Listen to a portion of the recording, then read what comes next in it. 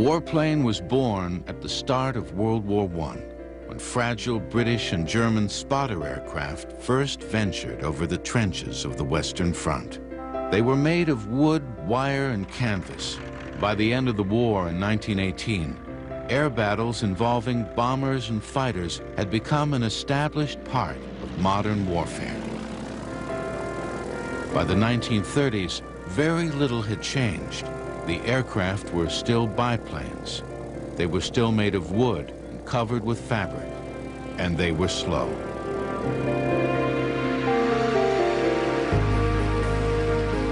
Then, in 1931, a British seaplane reached the astonishing speed of 407 miles per hour, more than twice as fast as the biplanes then in service with most air forces. The S-6B was a streamlined metal monoplane, far ahead of its time. It was the latest in a series of racing planes created by the Supermarine Aircraft Company. Its chief designer, Reginald Mitchell, was a brilliant engineer who understood that the day of the traditional biplane was over. In 1930, the British government officially requested that its aircraft industry submit designs for a new fighter. Mitchell produced an aircraft which stuck closely to the government's request, but was little better than the biplanes it was meant to replace. Mitchell went back to the drawing board. Then, in 1933, a new sense of urgency developed. The Nazi Party was voted into power in Germany.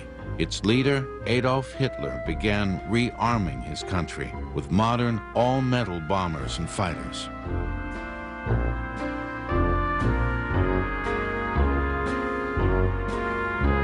Mitchell was diagnosed with cancer and underwent a major operation. While convalescing in Europe, he talked with German pilots who were enthusiastic about the new aircraft designs and itching for combat. He returned home to England convinced that war was coming. He was determined to match the best that Germany could produce. Meanwhile, Britain's Rolls-Royce company was privately developing a new aircraft engine. It was powerful and more sophisticated than anything before it. It was christened the Merlin. Mitchell realized that this engine could give him the extra power he needed to create a high-speed fighter. In 1933, he began rough sketches for a new design based on his own ideas, not official specifications. It had a streamlined fuselage, enclosed cockpit, and thin-section wings, which contained folding wheels and 8 machine guns. Mitchell's health was failing rapidly, and he was in constant pain. But by January 1935, work started on the prototype.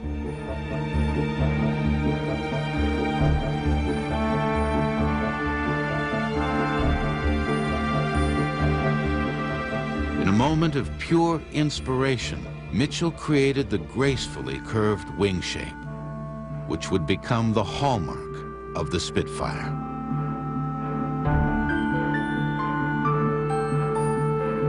Where biplanes had used a web of wires to brace their wooden frame, Mitchell's machine used a stressed metal skin, riveted to metal forms. The wings were built around a laminated spar, and its many layers combined great strength with flexibility.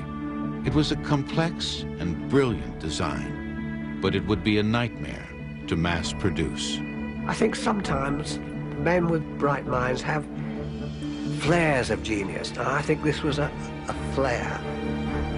I think he must have been mulling over in his mind how you can get away from the old biplane and still retain the stress factors for diving, the thrust of guns, the thrust of power and everything else. Where are you going to put this? Are you going to put it in the wings? Are you going to put it in the fuselage? How are you going to do this? It was a very advanced form of construction in those days, but you see, R.J. Mitchell was an exceptional man. I can't think of anyone else that approached him. By the spring of 1936, the prototype airframe and the new Rolls-Royce Merlin engine were ready. the two were combined. And on March 6th, the very first Spitfire, number K5054, took off. It was a strikingly beautiful and revolutionary machine, which looked more like a racer than a fighter. After its initial flights, the prototype was flown by Supermarine test pilot Jeffrey Quill. The cockpit was narrow, but not cramped. The instrument panel was tidy, symmetric, and logically laid out. At once, I felt good in that cockpit.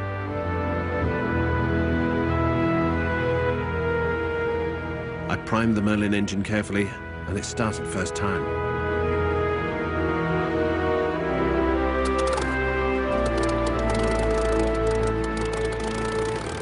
I did my cockpit checks. With a last look round for other aircraft, I turned into wind and opened the throttle.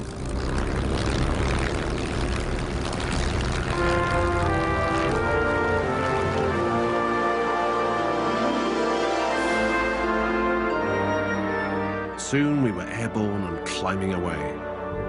Once fully airborne, the aircraft began to slip along as if on skates, with an immediate impression of effortless performance. Here, I thought to myself, is a real lady. The lady was fast, and she certainly had looks. But was she a fighter? Rolls-Royce piston engines were named after birds of prey. Their jets were named after rivers. Modern marvels will return in a moment. The revolutionary Spitfire was not the only contestant in the race to build a new RAF fighter. The Hawker Hurricane was a much less advanced design than the Spitfire, with a thick section wing and a wire-braced fuselage with a fabric covering. But it was easier to build. It was also several months ahead in development. With a top speed of about 330 miles per hour, it was almost as fast as the Spitfire. Spitfire designer Reginald Mitchell knew that he could and must do better, but his health was failing, and his fighter had not yet been accepted by the Royal Air Force. He drove himself even harder. To have a machine that in your heart you knew was a winner, and you knew that if war came, the whole nation would depend upon that machine. I mean, it's one of those things that rarely happens to anyone. And for someone to be aware of that, and he must have been aware of it for quite a period before his death, the mind boggles to think what a person is going through. Meanwhile, in Germany, the Luftwaffe, commanded by Hermann Göring, was growing bigger and stronger every day. By 1936, the German threat was obvious, even to Britain's Air Ministry. On June 3rd, an order was placed for 600 Hurricanes, but only 310 Spitfires. Many still saw Mitchell's creation as a lightweight racing machine, fast, elegant, but not a fighter. As exhaustive testing continued, Mitchell finally lost his long fight against cancer. His death on June 11, 1937, devastated the Spitfire team. But the genius of his design still inspired them. Mitchell's deputy, Joe Smith, was able to keep the Spitfire dream alive, even though the work was a full year behind schedule. Britain's Air Ministry became increasingly frustrated and irritated by the delays, and there was talk of abandoning the Spitfire program altogether. Alex Henshaw was chief test pilot at Supermarine's new factory at Castle Bromwich. It was so advanced and so expensive that certainly in 1939, both Jeffrey Quill and myself said, oh no, it's a marvellous aircraft, but of course it'll never go into production. It's too difficult, too expensive. We had a contract for 300, and he said, Alex, you know, he said, I reckon this will be the end of the Spitfire. As the German threat increased, Britain's fighter production was increased, but time was running out. And of course, the dreadful thing to people like myself was the knowledge that I had and a lot of other people had that had travelled Germany, that they're a very, very efficient fighting machine, and that we were twiddling our thumbs, wasting time, My God, did we waste those months. In 1938, Britain and France had come very close to war with Germany over German demands on Czechoslovakia. But in the case of Britain, defense was really in an appalling state. Although aircraft production was being stepped up, it was still a trickle. Without this invaluable year, the RAF would probably have gone to war with biplanes. On August 4th, 1938, the first operational Spitfire was finally delivered to an RAF station. 19 Squadron north of London became the first fighter unit to exchange its biplanes for the new Spitfires. But the arms race was now on. Germany's Luftwaffe was already re-equipping with its answer to the Spitfire, the Messerschmitt Me-109. In 1939, Alex Henshaw was invited to Germany to see the new fighters. The Germans were very conscious of their military power, and I think also very conscious that we're not a very competent lot anyway. In fact, when Major Sideman showed me the 109s, I said, well, we have the Spitfire. Oh, yes, he said, very pretty little toy, but the 109 is a fighting machine.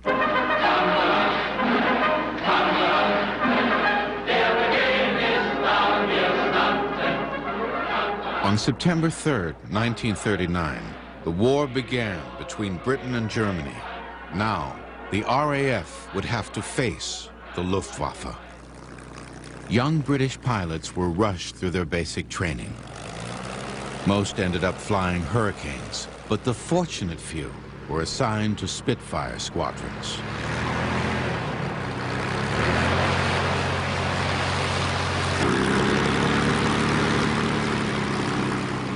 One day, a Spitfire landed on the airfield, taxied over to our hangar. We all rushed over to this thing, walked around it, stroked it, sat in it. I know I fell a bit in love with this airplane. It was beautiful. Like if you see a ship that looks as if it should sail, the Spitfire looked as if it should fly. The Spitfire as an aircraft was a thoroughbred. I think that with any airplane, if it looks right, it will fly right. And let's face it, Spitfire is the most beautiful airplanes ever been made.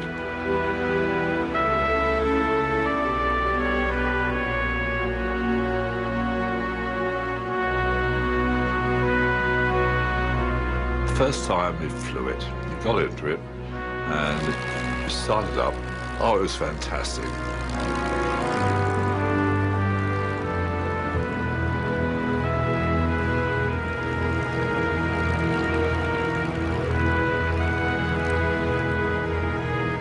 You were so excited and so young, which was probably very relevant, that it was just a thrilling experience with lots of frights.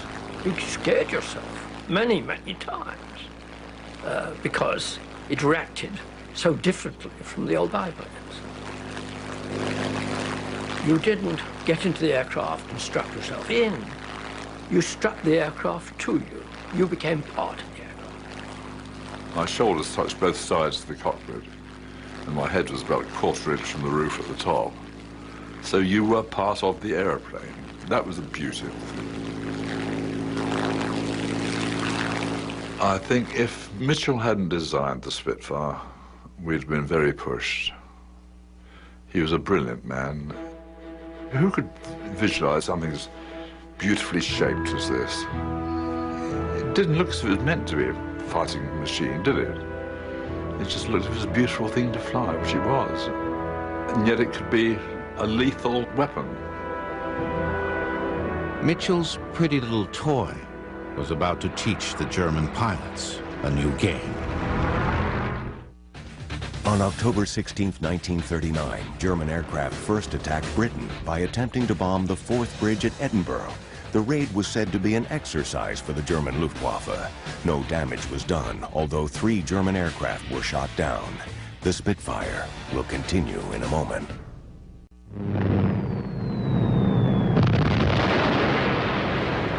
In May 1940, the Germans invaded France.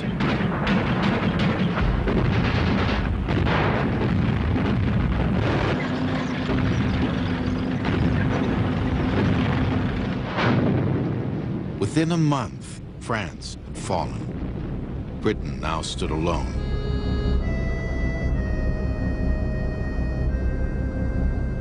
Churchill told his country, the Battle of Britain is about to begin. By July 1940, Britain's position seemed really bleak. It had always been assumed that German bombers would have to fly all the way from their bases in Germany to Britain, and the distance was too great for fighters to accompany them. Now some bombers were based scarcely more than 20 miles from the shores of Great Britain, and fighters could accompany them all the way to their targets.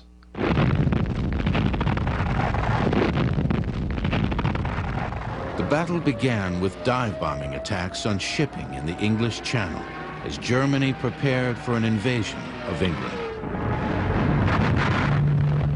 All that stood between Britain's survival and defeat was a narrow strip of sea and young fighter command pilots like 19-year-old Dave Glaser. As far as I was concerned, we were there to stop it. If there was an invasion, we'd have a damn good go at the enemy. Soon, Britain's chain of coastal radar stations came under attack. Then, the fighter airfields. Without proper training, pilots like Bam Bamberger relied on their aircraft and on their courage. I think really survival at that stage depended more on luck than anything else. Bob Doe needed all the luck he could get. No one told us anything before we went into action. In fact, I'd only ever fired my guns once. We were given, I think, 20 rounds per gun. We were told to go and shoot them into the North Sea. Well, you can't miss the North Sea, really. We got our Spitfires in March, and we flew them every day until we shoved into the Battle of Britain.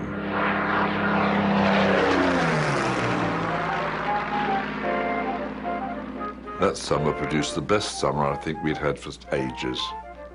During that short period, I only remember one day when we couldn't fly. Good flying weather meant daily visits by the Luftwaffe. Losses began to cause serious concern. By mid-July, it appeared that if such losses continued, the RAF would be eliminated in 6 weeks. As the pilots waited to take off, they knew how slim their chances of survival were. Waiting for the scramble was much worse, in my opinion, than flying in combat. I was very tense, probably apprehensive of what I was going to come up against. It was all an unknown quantity. Okay, you tried to read. Mostly, I think you tried to sleep or doze, but it was waiting. We used to play cards, or painting, drawing. A lot of them did sleeping.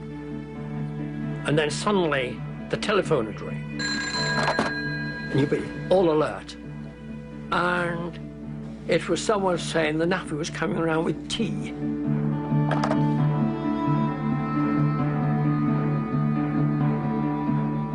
The RAF was outnumbered roughly 2 to 1.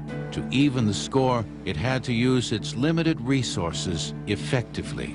The key was radar. This pioneering form of electronic warfare was primitive, but it worked. With a skilled operator, the range, bearing, altitude, and scale of an attack could be predicted, giving defensive fighters a head start.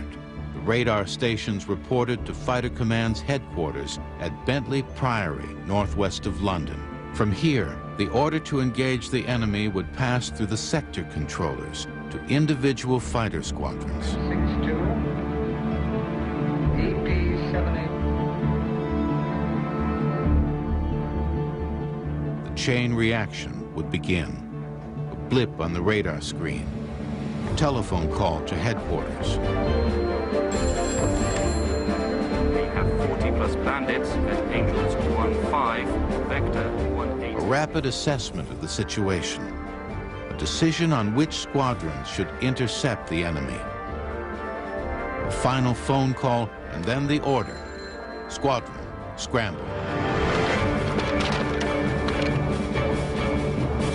It was almost with relief when the scramble came.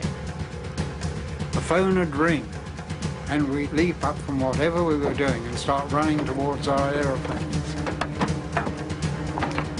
You were so preoccupied that at that point you hadn't time to feel apprehensive or scared. Everything now depended on speed. The squadron had to get airborne in a matter of minutes and gain height as quickly as possible to engage the enemy on equal terms. Every pilot's greatest fear was getting caught on the ground, a helpless victim of a surprise attack.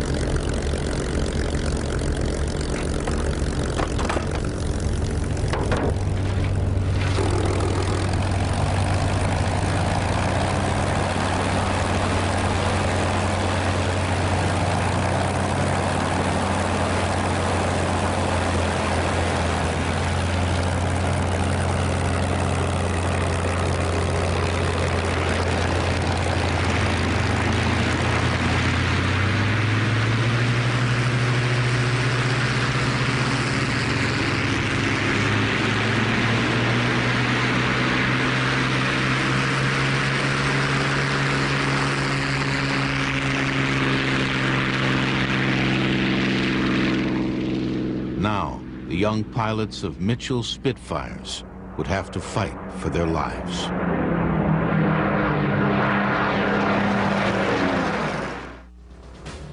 In June 1940, Hermann Goering declared, "My Luftwaffe is invincible." And now we turn to England. How long will this one last? 2, 3 weeks? The Spitfire will return in a moment.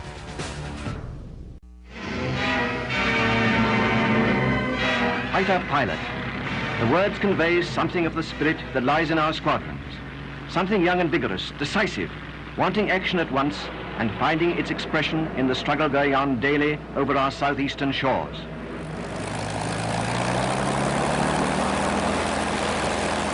But you have not yet been let into the mind of the men who do the flying, nor shown their feelings when in the air and going into a fight.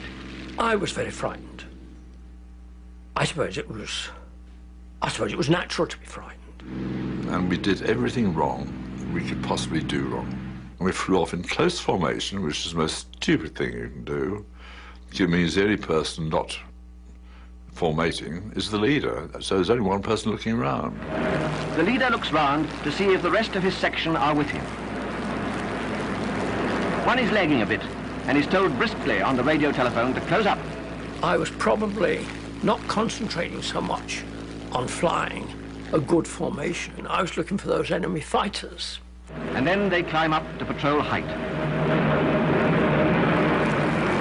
We got up the same height that we were told the enemy were, which again is fairly stupid. You want to be above them. We proceed to patrol up and down sun, which is idiotic, because half the time you can't see a blind thing behind you.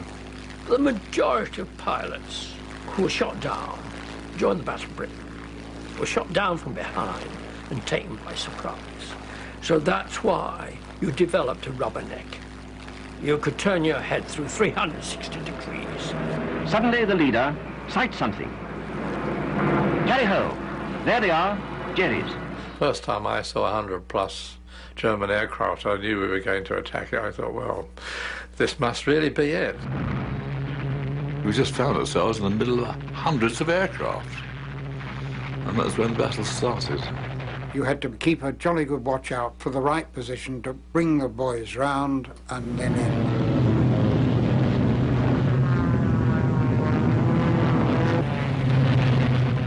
The natural instinct for these bombers in close formation was to brake with this spit coming down. When you're flying an airplane, you're moving as well as the target. So you have to compute in your head how far in front of that airplane you've got to fire, because when you fire the bullets, it takes a little time for it to reach, shall we say, 300 yards. And in that time, an airplane can move a long way.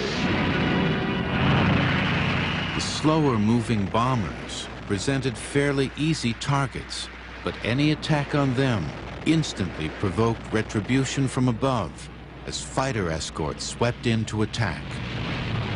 The important thing is to see the other person before they see you.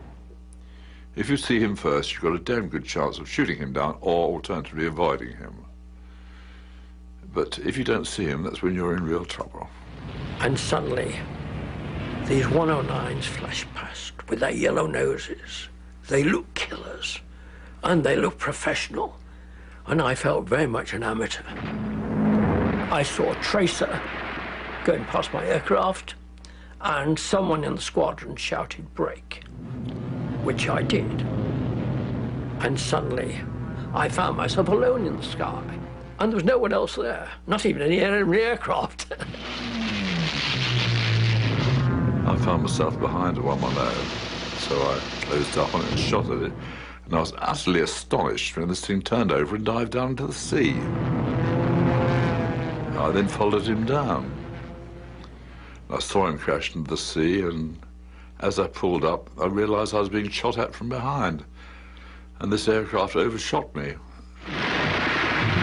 So I settled behind him and shot him down.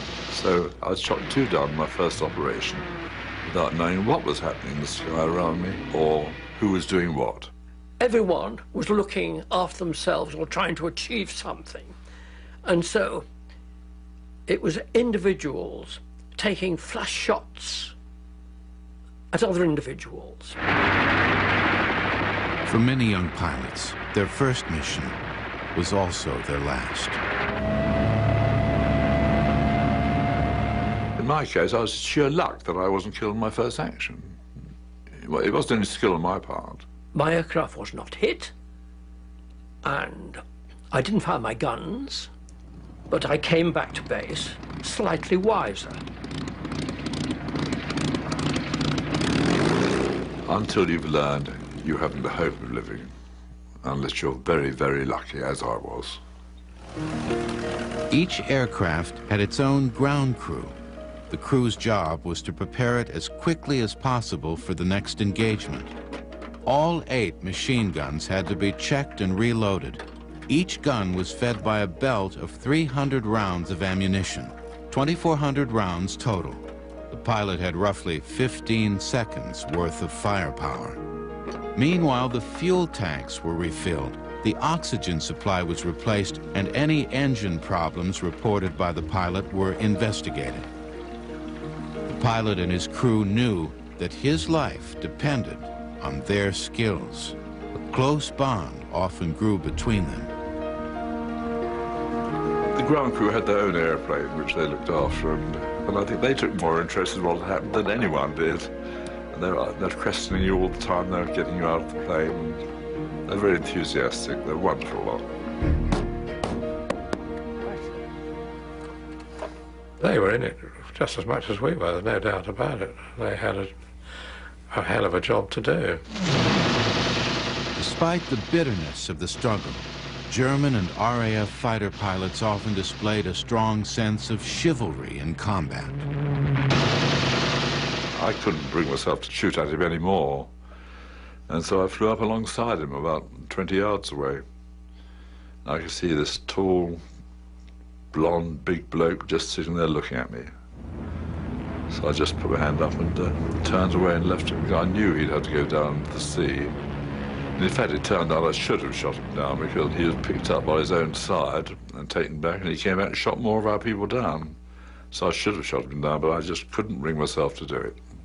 The 109 started to smoke very early on, and I stopped firing, partly to save ammunition. And partly, I suppose, in a sort of not really wanting to kill somebody. So I flew up alongside, slid my cockpit canopy back, and could see him struggling with this 109 to try and rescue the airplane and himself. Unfortunately, about 500 feet, he lost control. I went straight in and burst into flames.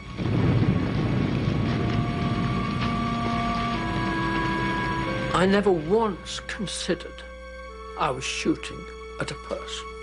They were just aircraft I was shooting at. It never entered my head of a pilot being in it. Soon, wrecked aircraft littered the English countryside. This was an entirely new kind of warfare, fought in full view of the civilian population, but far above their heads. In the gardens and the harvest fields of southern England, the people gazed up at the drama unfolding above them. Already in the First World War, fighter pilots had become popular heroes. And now in 1940, the fighter pilots of Fighter Command, with their casual clothing and their devil-may-care attitude, became gladiators, acting out this drama in the skies over southeast England, with the population like an audience looking up at them.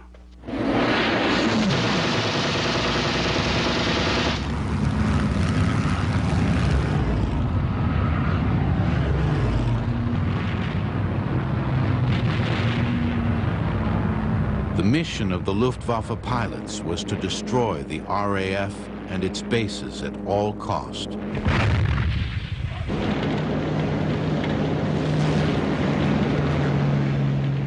But on September 7th, 1940, there was a sudden and dramatic change of plan. Hitler ordered a massive bombing campaign against London. The Blitz had begun.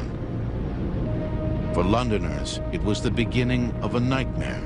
But for the hard-pressed RAF, it was a reprieve. In 1940, during Operation Dynamo, roughly 350,000 British and Allied troops were evacuated from Dunkirk in the face of the German Luftwaffe. The Spitfire will continue in a moment.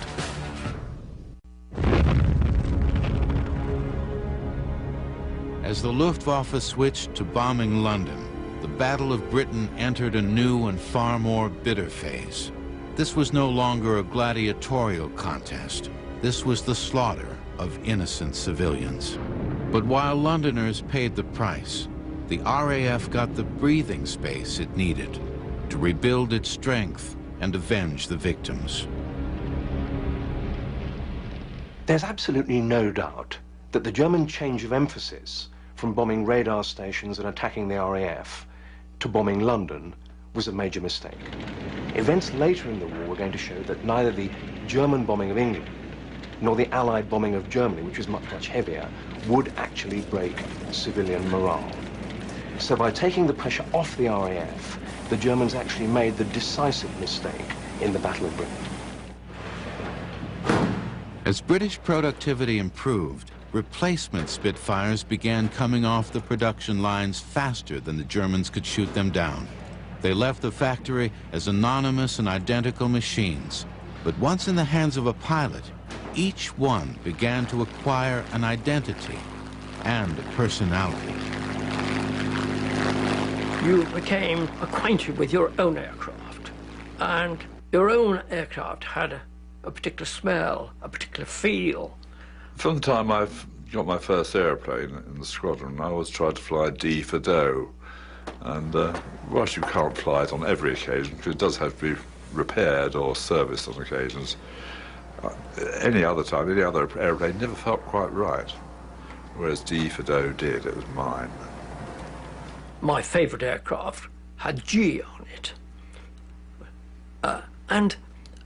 If G wasn't serviceable, for some reason, I was very bad-tempered. The one when I bailed out and this thing went into the sea, I was flying another chap's aeroplane because mine was in for maintenance.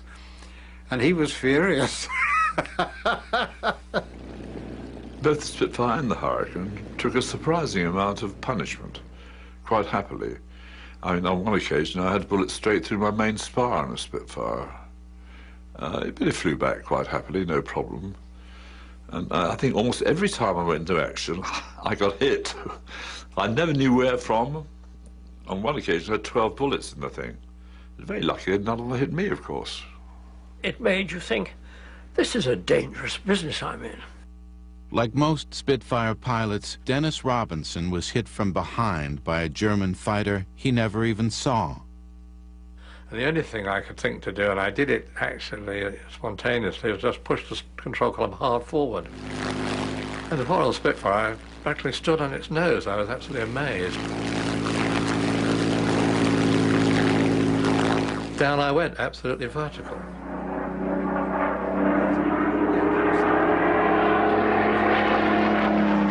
I managed to pull out in time in a steep climbing turn, hoping to see my adversary in full power. And in the middle of that, the engine stopped dead on me. Fortunately, there was another aircraft in the sky. It often happens in battle, you know, that you suddenly find yourself all alone. I did a pretty good touchdown with the wheels up. And I was feeling pretty pleased with myself, and all of a sudden, the cockpit was filled with dust and dirt. And then I could feel the Spitfire lifting up again, and I thought I was crashing over on my back. I don't really know what happened, except the left wing was torn right off. As soon as the action stopped, of course, I immediately threw the canopy back and realized then that the Spitfire finished up vertically in a ditch, and I could easily jump clear. Even a Spitfire as badly damaged as this one could help keep others in the air. Reusable wings, engines, and tails were simply grafted onto new or repaired fuselages to produce more fighters. But while the aircraft could be patched up, exhausted pilots could not.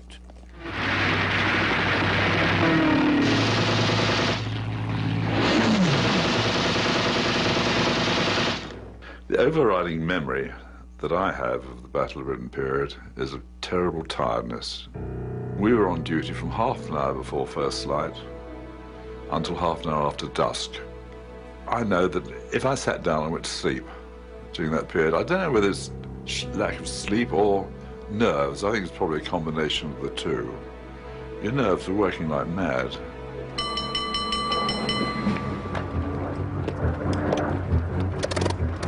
The most flights that I did involved in during the Battle of Britain was five scrambles in one day. And at the end of a day like that, you were both physically and mentally stressed out. You know, you'd had it.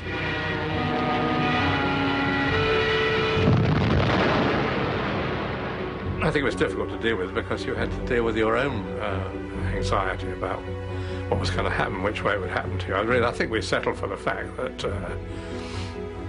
there wasn't much chance of surviving it, really. Among the pilots, there was grim determination to finish the job, but no one knew how much longer they could hold out. As the Battle of Britain reached its climax, the raids on London became more intense.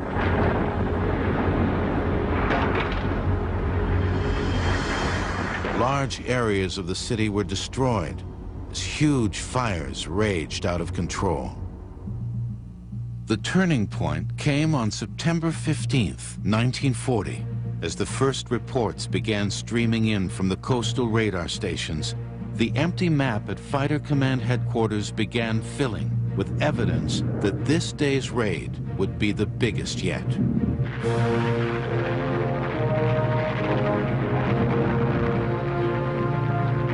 "500 German raiders headed for London. They were intercepted by more than 300 Spitfires and Hurricanes.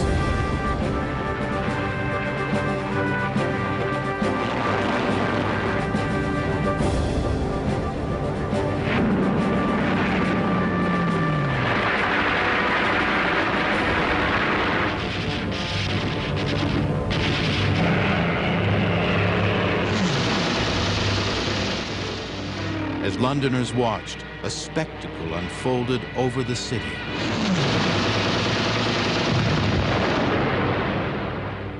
The sky was full of dogfighting as the German formations broke up and scattered. At the end of the day, the RAF proudly claimed 185 kills. later revised down to 60. But it was enough. 2 days later, Hitler abandoned his invasion plans. The Battle of Britain was over. We did very well over the Battle of Britain, there's no doubting that at all. But God was on our side because, as was said at the Battle of Waterloo, it was a very, very close-run thing. The Germans hadn't won air superiority, and without it they had no chance of invading across the Channel.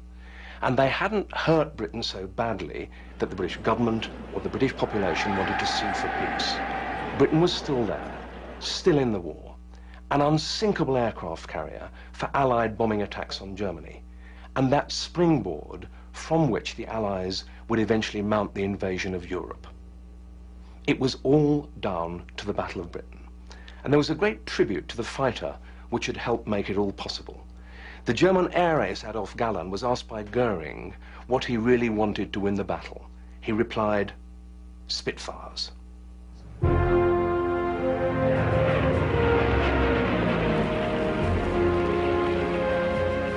The Spitfire had steadily improved in stages throughout 6 long years of war. Production of the aircraft Britain's ministry once proposed to cancel eventually reached more than 22,000. I think if Mitchell could have lived and seen this beautiful machine do all the things it did, I think he would have been very proud, as he should have been too. I've flown Defiance, I've flown Lysanders, I've flown jet aircraft, I've even flown helicopters. And the only aircraft I really loved was the Spitfire. The Spitfire captured the public imagination like no other before or since. It became a symbol of freedom, which helped to save Britain and the world from what Winston Churchill called the new dark age of Nazi tyranny.